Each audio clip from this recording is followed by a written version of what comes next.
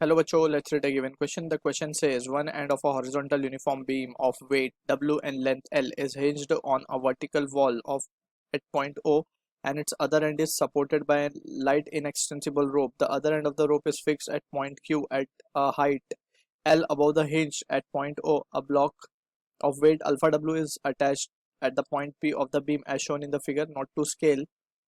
The rope can sustain a maximum tension of 2 root 2 W. Which of the following statement is our correct? Option A given है. The vertical component of reaction force at O does not depend on alpha. Option B given है. The horizontal component of reaction force at O is equal to W for alpha equal to 0.5. Option C, the tension in the rope is 2W for alpha equal to 0.5. Option D, the rope breaks if alpha is greater than 0.5. So for this question, जो key concept यहाँ पे we need to understand is the concept of rotational equilibrium.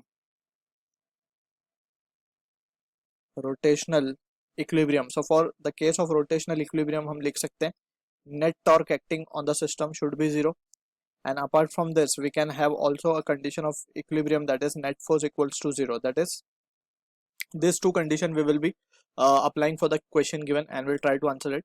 So यहाँ पे सबसे पहले हम जो है फ्री बॉडी डायग्राम बना लेते हैं. तो फ्री बॉडी डायग्राम के लिए सबसे पहले हम दिखा देते हैं कि ये हमारा रॉड है, ठीक है. इसके ऊपर जो लगने वाली फोर्सेस होंगी, सबसे पहले तो हम हिंज पे लगने वाली फोर्स दिखा देते हैं. एक होगा हॉरिजॉन्टल कंपोनेंट, उसको NX बोल देते हैं. एक होगा वर्टिकल कंपोनेंट, उसको हम मान लेते हैं NY, ठीक है. इस बीम पे इसके ज्योमेट्रिकल सेंटर पे वेट इसका एक्ट कर रहा होगा W in the downward direction, ठीक है. स्ट्रिंग में टेंशन आएगी T, तो उसके दो कंपोनेंट कर लेंगे हम, एक अलोंग वर्टिकल एक अलोंग हॉरिजॉन्टल. ये एंगल होगा theta and theta will be 45, क्योंकि हम देख सकते हैं फ्रॉम द सिमेट्री यहाँ पे isosceles right angle triangle given, तो ये 45 डिग्री हो जाएगा. तो this will be T cos 45, that is T by root 2, और ये हो जाएगा T sin 45, यानी कि T by root 2 again, and this is the T. And नीचे इसके एक लग रहा होगा अल्फा W का वेट, जो कि एक्सटर्नली एक वेट हैंग है इसके ऊपर, ठीक है. सो एंड यहाँ पे हिंज फोर्स तो हमने दिखाई दिया. हिंज फोर्स में बेसिकली हमें जस्ट ये ऑलरेडी पता है कि यहाँ पे हम दो फोर्सेस वर्टिकल और हॉरिजॉन्टल कंपोनेंट दिखाते हैं दो फोर्सेस के हिंज फोर्स में, ठीक है. अब नाउ फ्रॉम दिस सिनेरियो हम सबसे पहले निकालते हैं जो कंडीशन हम एक एक करके लिखते हैं. सबसे पहले हम लिखेंगे net force along x, the direction along x should be 0. So in this situation हम देख सकते हैं it will be simply nx has to be equal to T by root 2, right? Direction wise हमने इसको nx will be equals to T by root 2. nx rightward है और T by root 2 is on the leftward direction. So दोनों का sum will be 0 करेंगे, तो that will be nx equals to this and this is n suffix x है, ठीक है ना. So this is let's say our expression number 1. Similarly हम निकालेंगे along y and that will also be equal to 0, ठीक है. So from this we can say कि net along y की जब हम बात करेंगे तो ny, ऊपर की तरफ कौन सी फोर्सेस हैं, एक ny है, T बाय रूट 2 है, एंड ये किसको बैलेंस करेंगे, W प्लस अल्फा W को. क्लियर है. सो यहाँ पे इसको हम बोल देते हैं लेट्स सपोज ये हमारा एक्सप्रेशन नंबर 2 हो जाएगा. क्लियर है. अब हम देखते हैं हमने तो नेट फोर्स का जो एप्लीकेशन था वो कर दिया. अब टॉर्क के लिए हम अप्लाई करते हैं. तो नेट टॉर्क कोई भी एक पॉइंट पे हम टॉर्क को ले लेते हैं और 0 कर देते हैं उसको, राइट, जो कि प्रिंसिपल ऑफ मोमेंट भी जिसको हम बोलते हैं शॉर्ट में. तो हम P पे ले लेते हैं उस पॉइंट को. ये पॉइंट हमारा P है, ये पॉइंट हमारा O था, ये पॉइंट हमारा A बोल देते हैं. तो पॉइंट P पे क्योंकि ज़्यादातर फोर्सेस पॉइंट P पे दिख रही हैं, तो हम पॉइंट P पर ही टॉर्क को, नेट टॉर्क को क्या कर देते हैं, और हम रादर इस तरीके से बोलते हैं कि पॉइंट P पर मूवमेंट ले लेते हैं हम, ठीक है. तो that will be equal to 0. Net movement about point P will be 0, ठीक है. That is what the condition of rotational equilibrium is. तो यहाँ पे P के अबाउट हम देख सकते हैं कि W जो है ये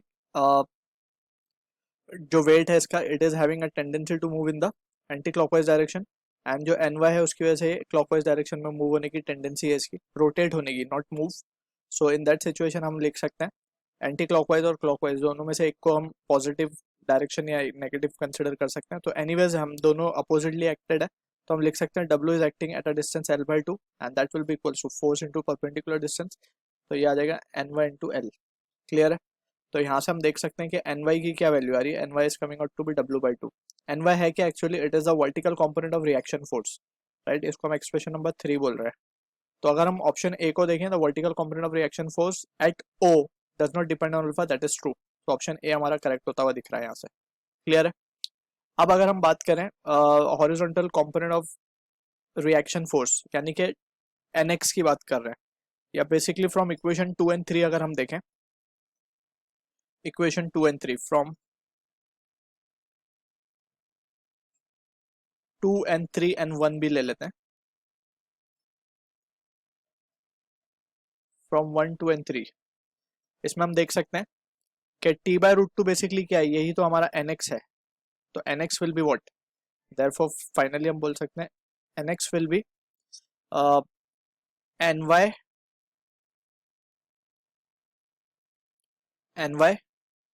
माइनस 1 प्लस अल्फा W, और NY अब भी मिला है हमें W/2, तो minus of this minus of this, right. ठीक है, this is the value we are getting. Further इसको अब हम सॉल्व कर लेते हैं। तो एट अल्फा इक्वल टू 0.5 पे बोला गया, तो अल्फा की वैल्यू जब हम 0.5 रखेंगे तो this value will be what, this value will be equal to, and यहाँ पे वी डिड अ मिस्टेक, यहाँ पे ये माइनस ये होगा और ये तो प्लस ही रहेगा, राइट। सो जस्ट हमने इसको ही शिफ्ट किया वहाँ पे, तो ये हो जाएगा माइनस दिस एंड दिस। अब यहाँ पे अल्फा की वैल्यू हम 0.5 रख देते हैं, तो 0.5 ये रखेंगे हम, तो वी कैन हैव, और ये यहाँ पे भी चेंजेस होंगे, तो ये प्लस हो जाएगा, ये भी प्लस हो जाएगा, 0.5 W, तो ये और ये टर्म कैंसिल हो जाएंगे, तो NX की वैल्यू आ जाएगी जस्ट W। तो हम देख सकते हैं it is also equal to W given, तो ऑप्शन बी भी हमारा करेक्ट होगा। अब हम tension in the rope is 2W for alpha equal to 0.5, तो टेंशन कैलकुलेट करना है, NX हमें मिल चुका है, तो we can see therefore from equation 1 ले लेते हैं, फ्रॉम इक्वेशन 1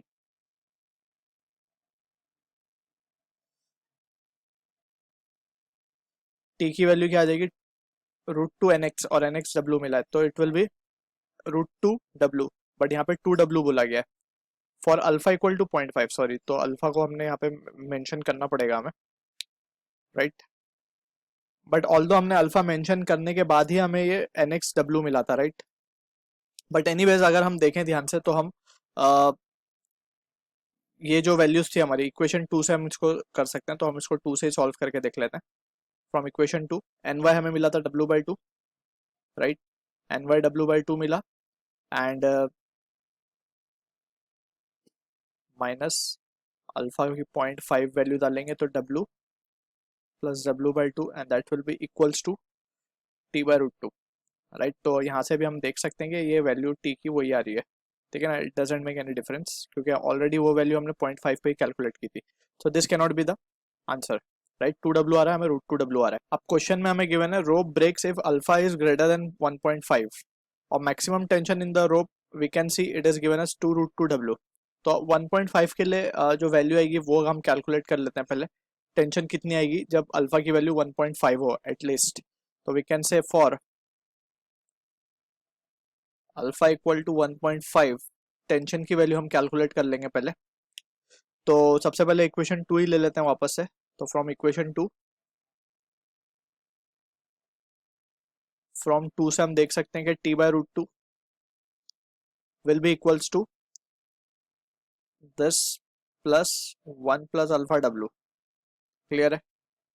अब इसमें हम वैल्यूज रखेंगे, तो ये हो जाएगा हमारे पास माइनस W/2 प्लस अल्फा की वैल्यू 1.5 रखेंगे यहाँ पे, तो ये हो जाएगा 2.5 या फिर 5/2W, तो ये हो जाएगा 4/2 यानी कि 2W आ रहा है ये, and it will be multiplied with √2 also, so that we will be getting the value of tension at this 2√2W आ रहा है हमारे पास, and यहाँ पे भी ये it has been given 2√2W, तो ये मैक्सिमम टेंशन ही आ रहा है 1.5 पे। अब 1.5 से अगर हम इसको बढ़ा देंगे तो इट इज ऑब्वियस कि टेंशन भी बढ़ जाएगा। अब टेंशन अगर बढ़ गया यहाँ पे तो rope will break, so option D भी हमारा करेक्ट है। तो A B D will be the answer for this question. I hope you understood the solution. All the best.